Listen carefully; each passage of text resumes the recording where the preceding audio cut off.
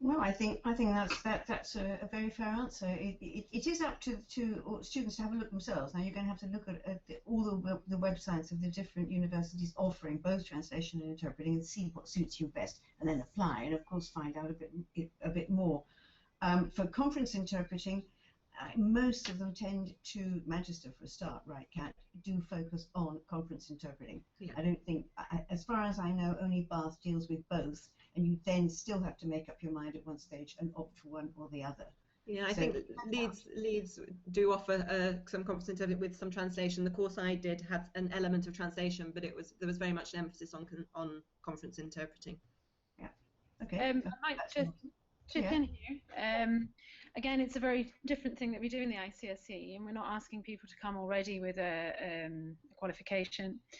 But if you are studying an Asian or African language and you are interested in working for the ICSE in the future, then I urge people always to get involved in volunteering with refugee and asylum organisations in the UK, because they very often need people to help out with interpreting. And there's a lot of opportunities, and not only do you have the chance to use your language and to help one of these organisations, but also you need to get exposure to working with vulnerable groups. This is kind of very, very useful as well. So that's when people are asking me what sort of experience is useful for the ICSE. That's, I mean, for all, whether they're going to be a project officer or an interpreter, I always kind of recommend these types of groups. I Yes. think going back to kind of the question about whether the similarities perhaps and the differences between the two, and I think, or certainly, I don't know if the other panelists would agree with me, but I think you have to have quite a strong nerve to be an interpreter.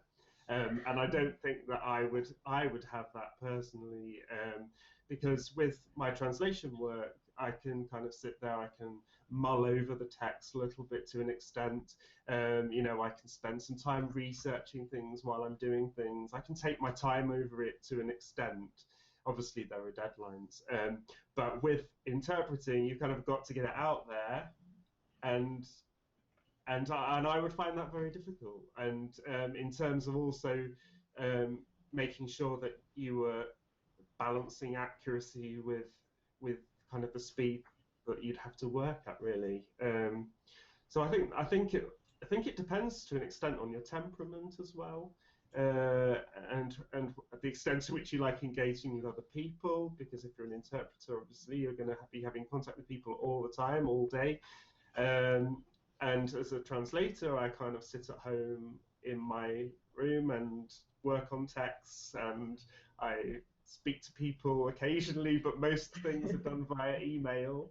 And you have to kind of like your own company, and to be able to kind of sit on your own all day, and just be content with that, really. So I think there are differences. I'll just round up with that. Thank you very much, Steve.